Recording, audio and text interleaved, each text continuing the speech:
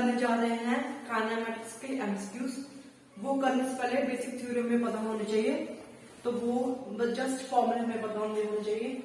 For example kinematics means moving body की study करना, ठीक है।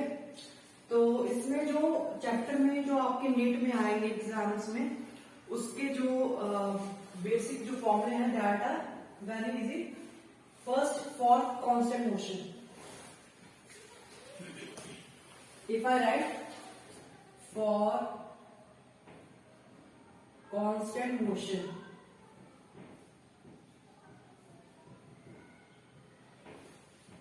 okay, so for the constant motion we have the following formulas.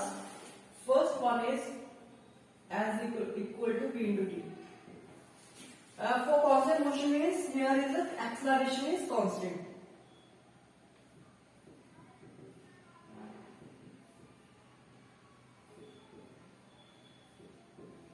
It means acceleration is constant, and we have this formula if there is no acceleration.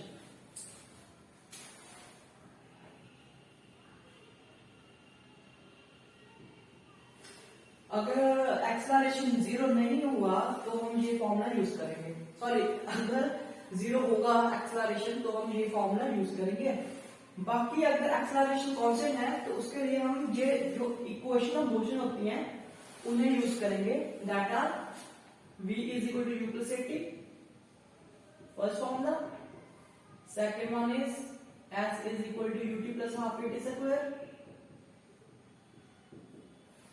and third one is v square minus u square is equal to 2as, okay. And another fourth formula we also have, which is v is equal to, sorry, s is equal to minus 1. So this is the formula for if the acceleration is constant and this formula if acceleration is 0, ठीक है। और ये भी जो basic फॉर्मूले हैं जिससे ये डिराइव हुए हैं, ठीक है, वो फंडामेंटल इक्वेशंस भी आपको याद रखनी चाहिए, that is v is equal to dv by dx by dt, okay. This is for uniform motion और when acceleration is 0। I would write with this pen,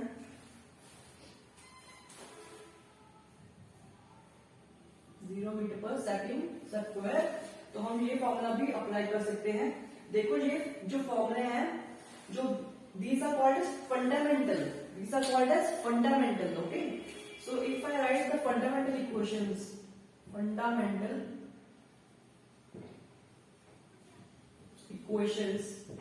these are the fundamental equations, and second one is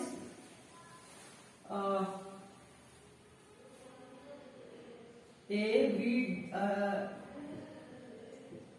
is dv by dt, okay, or you can write it as v dv by dx. These two equations are the fundamental equations. Fundamental मतलब अगर हमारी ये condition satisfy नहीं हुई, मतलब acceleration अगर constant नहीं हुआ या एक्सेलरेशन 0 ना हुआ, तो हम ये दोनों सेट तो अप्लाई कर नहीं सकते ना।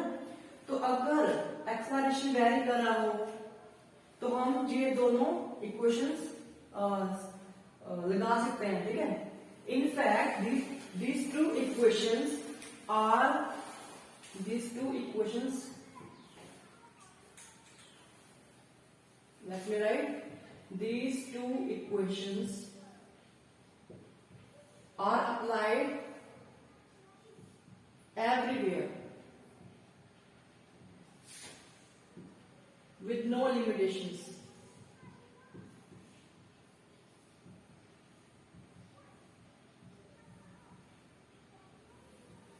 These two equations are applied with no limitations.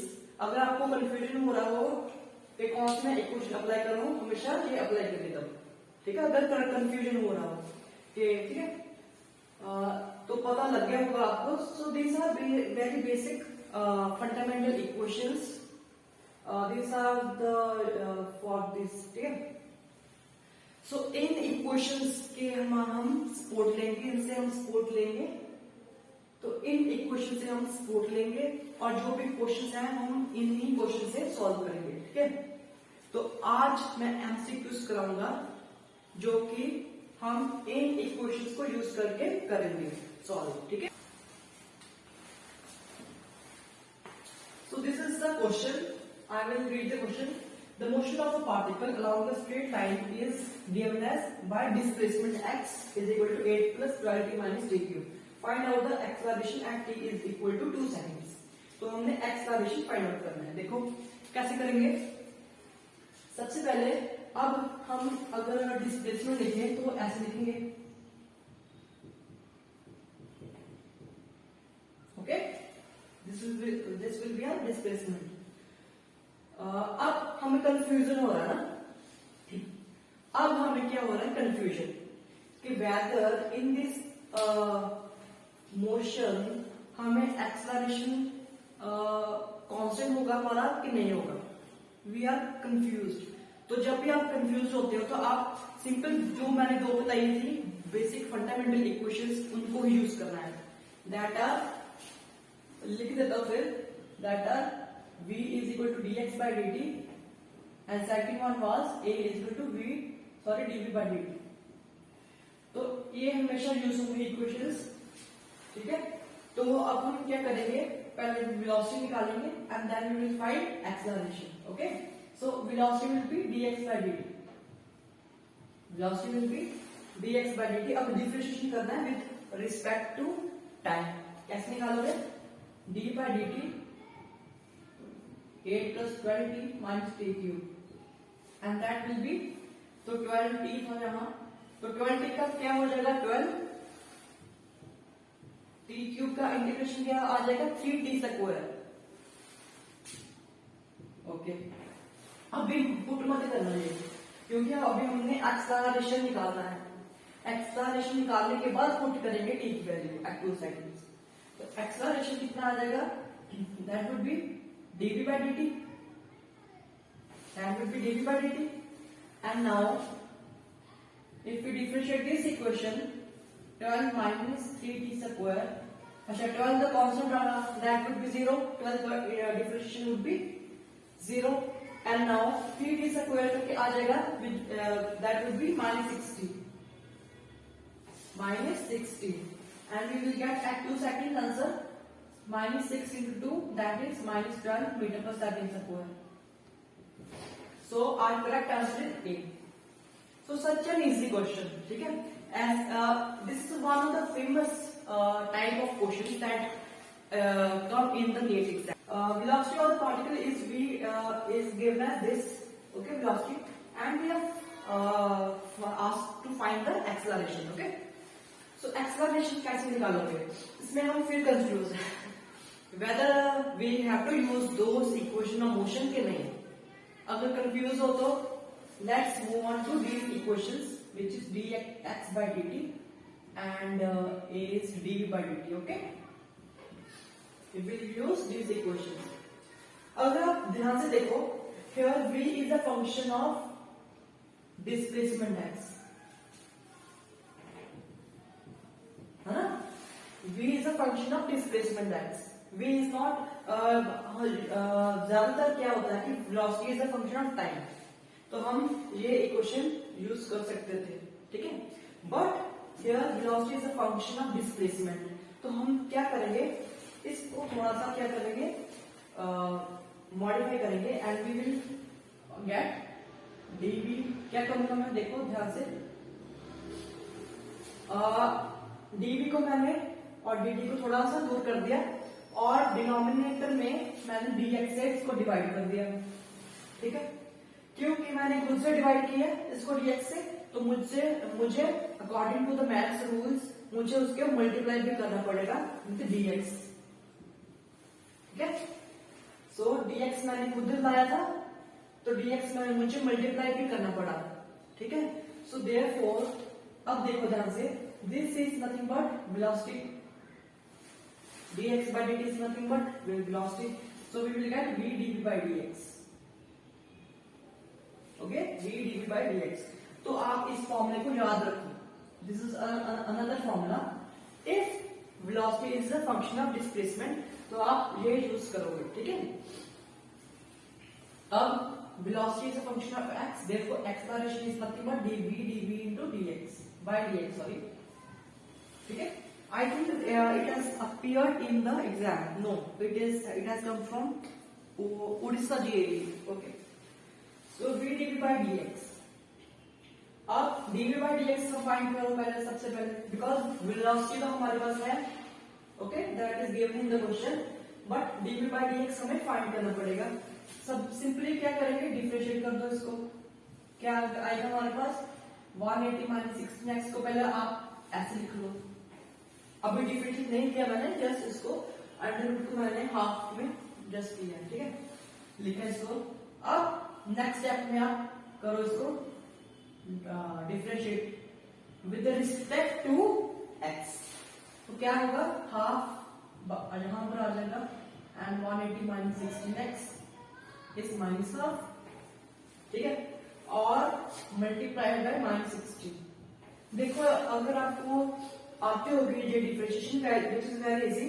पहले मैंने इसको किया पूरी टर्म का डिफरेंशिएशन, दैट इज हाफ, जहां पर आ गया हाफ माइनस वन ही करते हैं ना, एंड देन इसका अकेले का डिफरेंशिएट किया इस टर्म का बस। तो 180 का तो डिफरेंशिएशन 0 आता है, तो 0 माइनस 16x का डिफरेंशिएशन इज माइनस 16, ठीक है, तो ये आ गया एंड वी विल गेट, ये कट आउट हो जाएगा and we will left with this, यहां पर x आएगा 8 180 minus 16x minus, okay. So therefore अगर हम इसमें वैल्यू पुट करें तो v कितना था हमारा, that is given 180 minus 16x half, और जो हमने dv by dx निकाला है वो ये निकाला है, and that is multiplied 180 minus 16x minus. अब ध्यान से देखो, this and this out will be cut out because इसके पावर हाफ है, बेस सेम है, देखो बेस सेम है, अगर बेस सेम ना होते तो हम नहीं कर सकते थे दोनों को divide, but here bases are same and power is half and minus half, तो दोनों कट आउट हो जाएंगी and therefore we will get 8 answer. So answer would be minus 8. Okay, this is minus, जहां पर माइनस भी था तो minus और जहां पर भी आ जाएगा, so we will get answer minus 8 metre पर सेकंड स्क्वायर। ओके, तो हम आगे से डिफिकल्ट क्वेश्चन ही लेते हैं, ठीक है, इजी तो सबको आते हैं। So this is a very big question, ठीक है, seems to very big question, but जब ऐसा आपको एग्जाम्स में क्वेश्चन मिलते हैं तो आप अगर ओवरवेल्म्ड हो गए हो उसको देखकर तो आप उसको बाद में भी कर सकते हो, ठीक है, बट ऐसे क्वेश्चन जनरली इजी भी होते हैं तो ये छोड़ने भी नहीं चाहिए क्वेश्चन, ठीक है, अगर बड़ी से स्टेटमेंट आपको मिलती है। कई बार बड़ी से स्टेटमेंट तो होती है बट जो उसका सोल्यूशन है दैट इज इन 2 लाइन्स और इन 1 लाइन, तो इसका देखते हैं कितना बड़ा सोल्यूशन निकलता है इसका, जितनी बड़ी स्टेटमेंट लग रही है हमें। तो ये क्वेश्चन क्या कह रहा है, पहले क्वेश्चन को समझना है। मान लो आपको ये क्वेश्चन आ गया एग्जाम में, ठीक है, तो आपको पेशेंस दिखाना पड़ेगा, थोड़ा सा पेशेंस किसमें, क्वेश्चन को रीड करने में, उसको समझने में। तो पहले हम क्वेश्चन को समझते हैं क्या है question. Okay, a car accelerating from rest accelerates at a rate f through a distance s. So better is to write a diagram. Sorry to draw a diagram. That is for distance s, it's accelerated at rate f. ठीक है, शुरुआत उसकी हुई थी rest से, this is important word, ठीक है। तो हमारा u कितना आ गया 0 मीटर पर सेकेंड, कुछ तो पता लगा है। दूसरी चीज क्या पता लगी, हमारा एक्सलेरेशन इतनी दूरी में कितना था, f इंटू मीटर पर second square through a distance s, हमने जो भी ग्राफ थे उसने लिया। अब अगला पार्ट क्या है, then continues at a constant speed for time t। तो इससे आगे वाला है में पहले वो एक्सलरेट कर रहा था कुछ टाइम के लिए जितना उसने डिस्टेंस एस ट्रैवल किया वो उसने सारा का सारा एक्सप्लोरेशन होने दिया, ठीक है, through out distance S.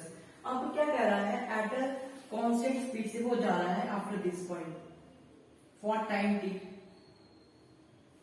For time T he continues with a constant speed, then it de-accelerate means acceleration का opposite, अब स्पीड घट रही है, एट कितना एक्सेलरेशन हुआ उसका f/2 and eventually come to rest, फिर रेस्ट पे आ गया u0 मीटर पर सेकेंड, ठीक है, ये v होगा ना हमारा, v कितना आ गया, v is equal to 0 metre पर सेकेंड। तो हमने ये फाइंड करना है what is s, what is this distance s, ठीक है, कैसे फाइंड करेंगे, देखो अब देखो जब भी हम इक्वेशन को मोशन लगाएंगे ना, कोई भी इक्वेशन हो, तो इस सबसे पहले also here acceleration is constant, ठीक है, उसमें साफ साफ कहा है कि एक्सेलरेट f से वो बढ़ रहा है, मतलब एक्सेलरेशन में कुछ भी चेंज नहीं हुआ, एक्सेलरेशन इज कांस्टेंट है, तो हम वो इक्वेशन ऑफ मोशन लगा सकते हैं, that is 3 equation of motion. तो हम a b c d point इसको कंसीडर करेंगे। अच्छा मैं क्या बता रहा था अभी कि जब भी हम कोई भी इक्वेशन ऑफ मोशन लिखते हैं it is always between 2 points, ठीक है, तो हमने पहले 2 पॉइंट्स चेक करने हैं कौन से हम लेंगे।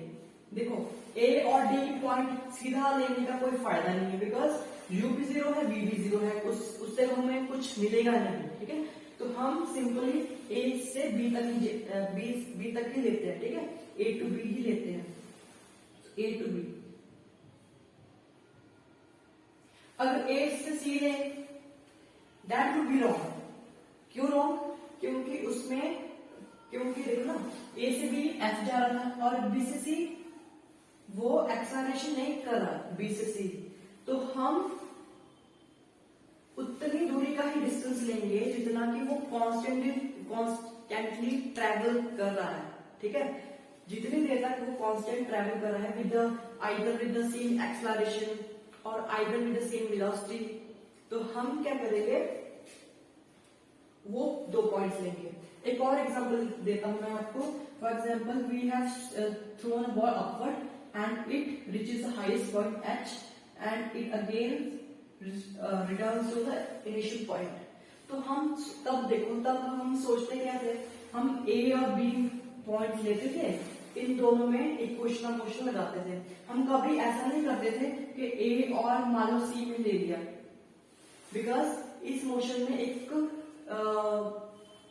मतलब बॉल ऊपर जा रही थी, it was decelerating, but b to c में वो क्या हो रही है, एक्सलरेट कर रही है, तो हम इक्वेशन ऑफ मोशन वही उसी पॉइंट के बीच में लेंगे जिस पॉइंट्स में हमें कांस्टेंट एक्सेलरेशन मिले, सेम वही, या कांस्टेंट वेलोसिटी मिले, ठीक है, तो हम वो पॉइंट्स करेंगे, तो a टू b हम लेंगे, ठीक है, दैट इज क्लियर, ओके।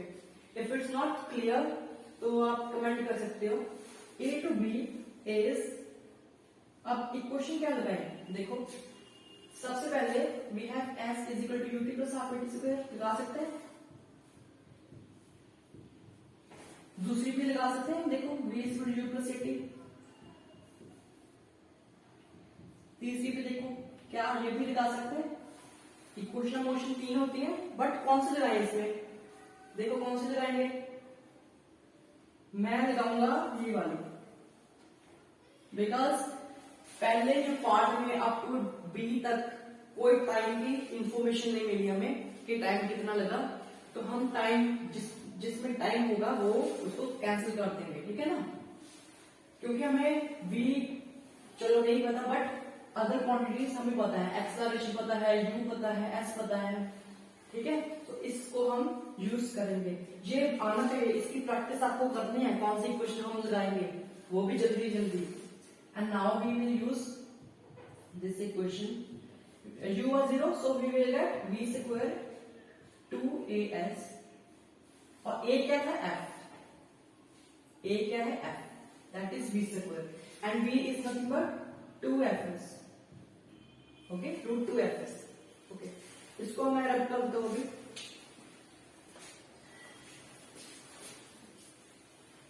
अब आ जाते हैं हम अगले B2C पॉइंट पे। B2C में क्या था देखो, अब मोशन स्टार्ट हो रहा है B से, तो B पे वेलोसिटी, फाइनल वेलोसिटी हमने कितनी कैलकुलेट की थी, that was 2fs, root 2fs। तो B पे initial velocity is root 2fs, ठीक है। B to C जा रहे हैं, तो B is the initial point, और वहां पर हमारे पास इनिशियल वेलोसिटी कितनी आएगी, 2fs, जो कि पहले पार्ट में जो फाइनल वेलोसिटी थी, अब वो इनिशियल वेलोसिटी होगी ना, ये समझ आया ना। U would be 2 root 2fs and C would be also root 2fs, that would also be same। क्यों? बिकॉज उसने कहा था कांस्टेंट स्पीड से ट्रेवल कर रहा है B2C, it is travelling with constant speed, तो B पर भी वही वेलोसिटी रहेगी, C पर भी वही वेलोसिटी रहेगी। देयरफॉर डिस्टेंस कितना हो गया उसका, द टाइम, क्या ढूंढे इसमें डिस्टेंस और एस पूरा था इसमें,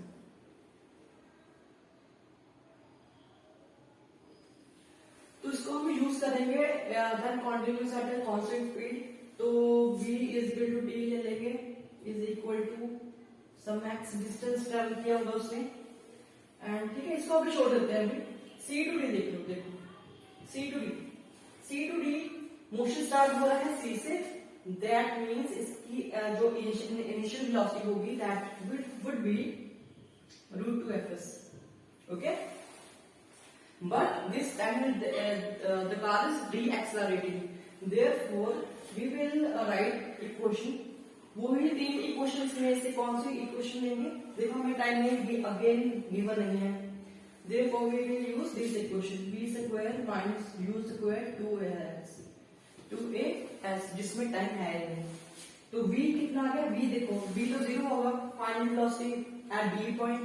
अब हम c से d कर रहे हैं, c से d, तो d पे कितनी वेलोसिटी उसकी आ जाती है, that is 0 minus u square कितना था, u was root 2fs at c point, तो उसका स्क्वायर कितना, मतलब 2fs आ गया, again 2f by 2।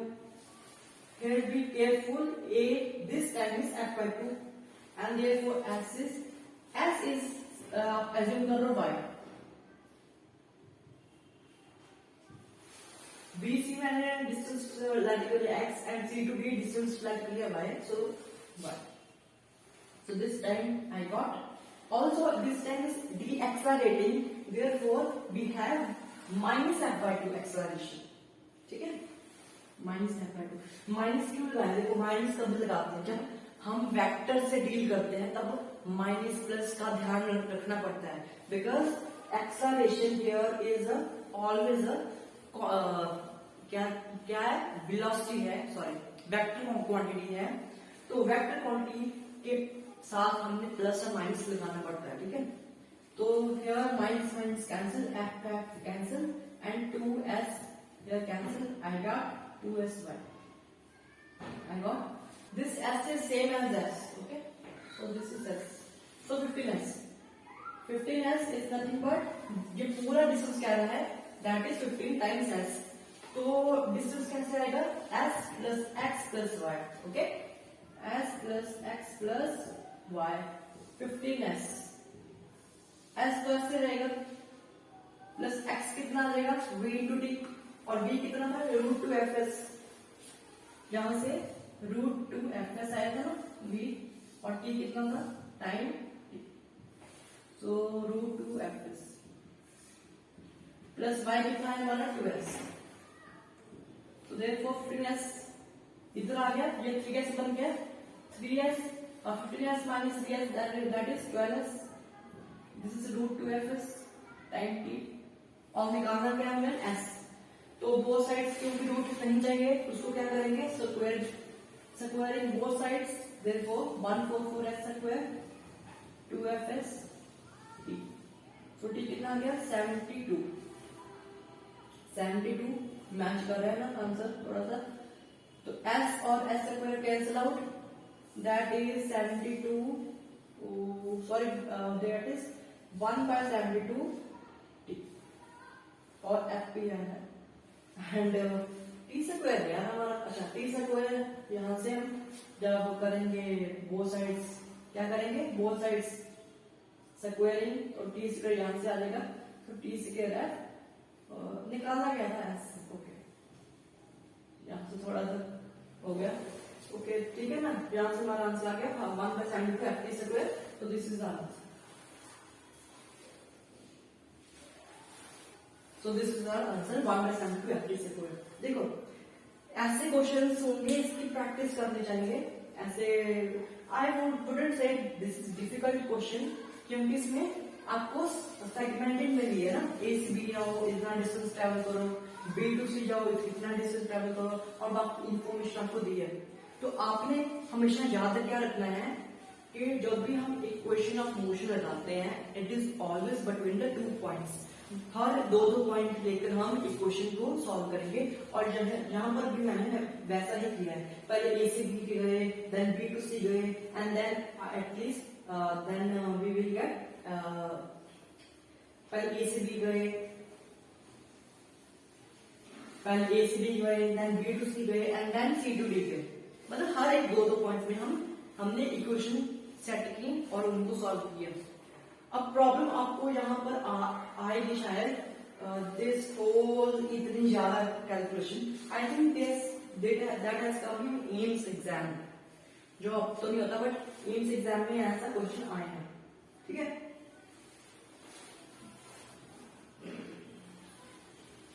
This is the question that has come from NEET exam.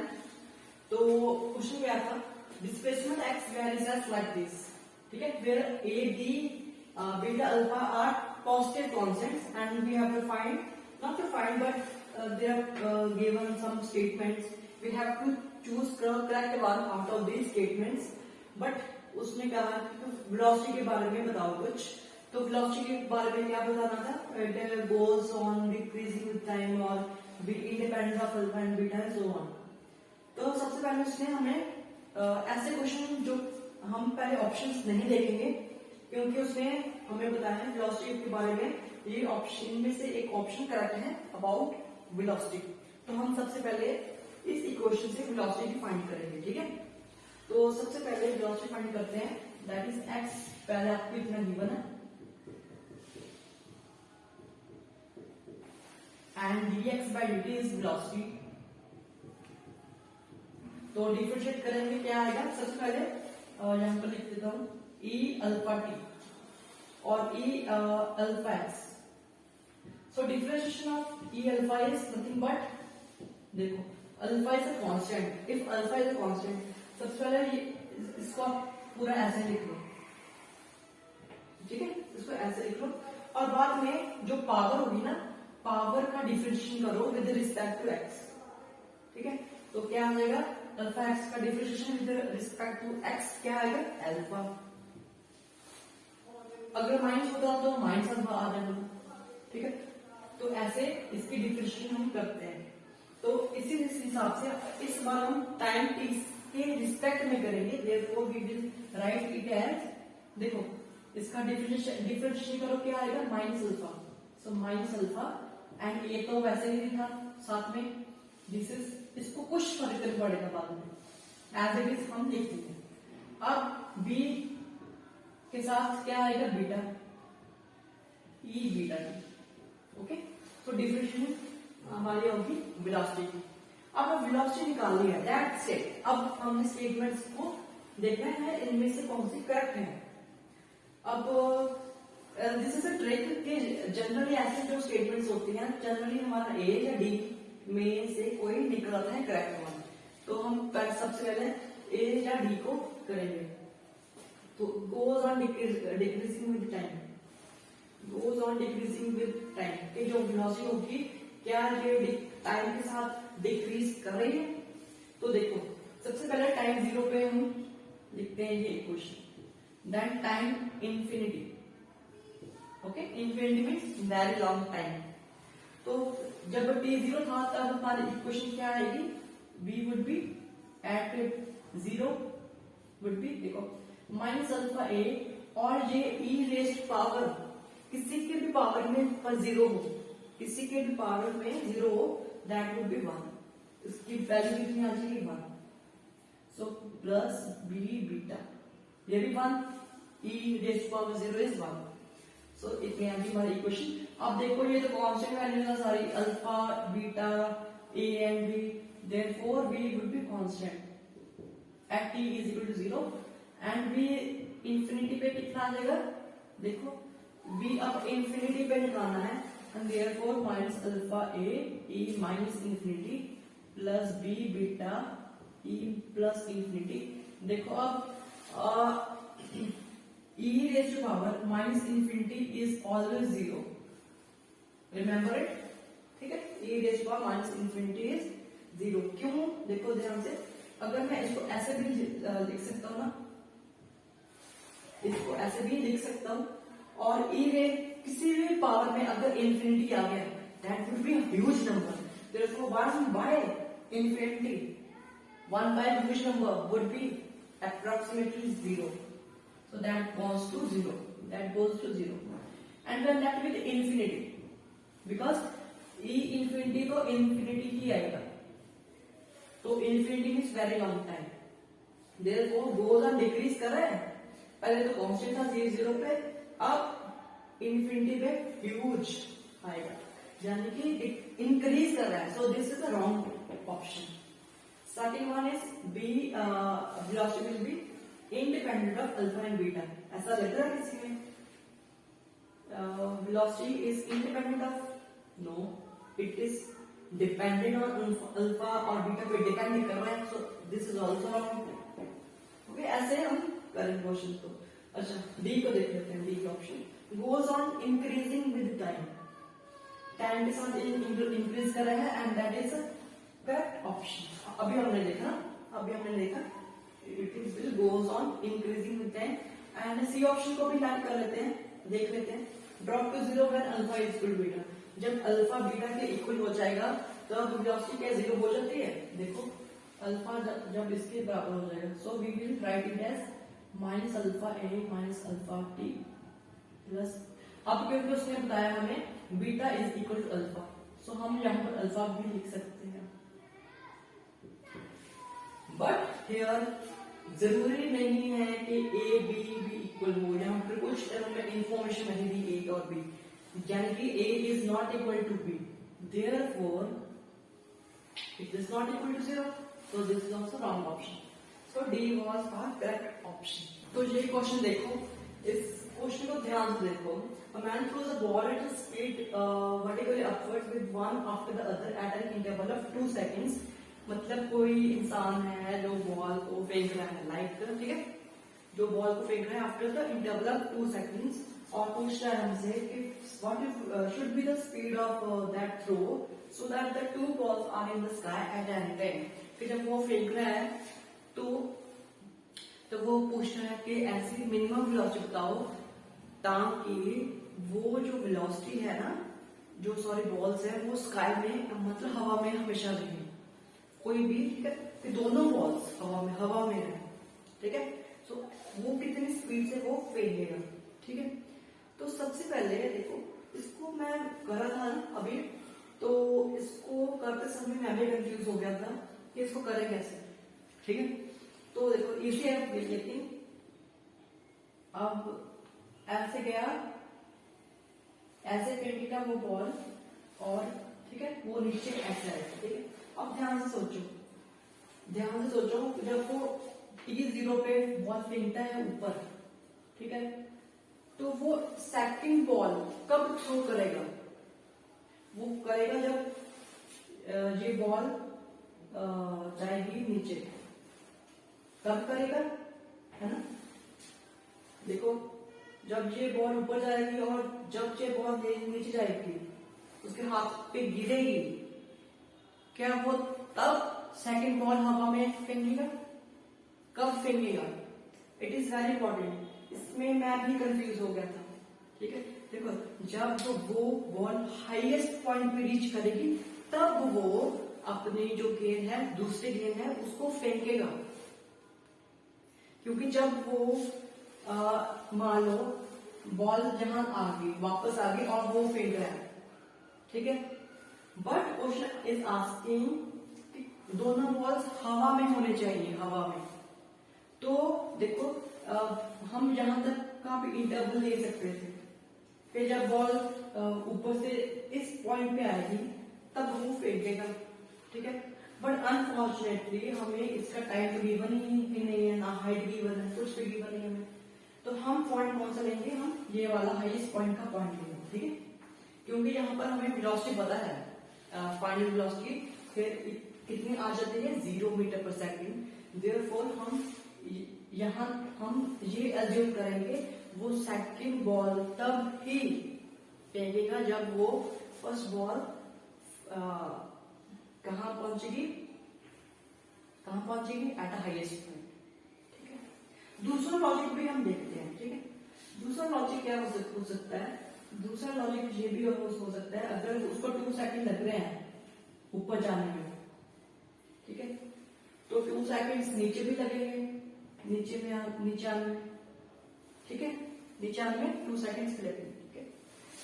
But उसने कहा है उसने 2 सेकंड्स बाद ही दूसरी गेंद फेंकनी है, ठीक है।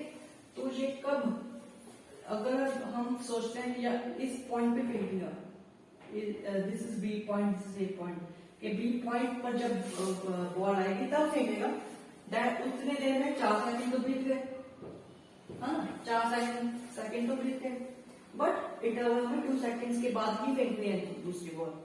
तो वो कब पॉसिबल है, जब हाईएस्ट पॉइंट पे वो रीच करेगी, ठीक है।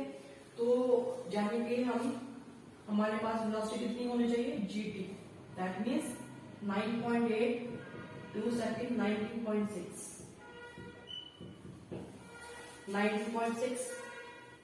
इतनी तो होनी चाहिए। स्पीड ऐसे नहीं होगी, इससे कम, ओनली विथ स्पीड नो। अगर वो किसी मतलब इससे ज्यादा ग्रेटर भी फेंकता है तो तब भी वो दोनों बॉल्स हवा में रह सकती है ना। तो this is also wrong, this is correct and this is wrong, okay. तो दिस ऐसे क्वेश्चंस को आप अगर नहीं भी होते, बिकॉज ऐसे क्वेश्चंस जिसमें आप कंफ्यूज होते हो, ऐसे क्वेश्चंस रेयर आते हैं नीट एग्जाम में, ठीक है। And this is not from the NEET exam, this is from another state level PMT exam. तो आई होप आपको सब समझ आ गई होगी, और प्लीज लाइक करो, प्लीज सब्सक्राइब करो, लाइक करो और शेयर भी करो अपने फ्रेंड्स से।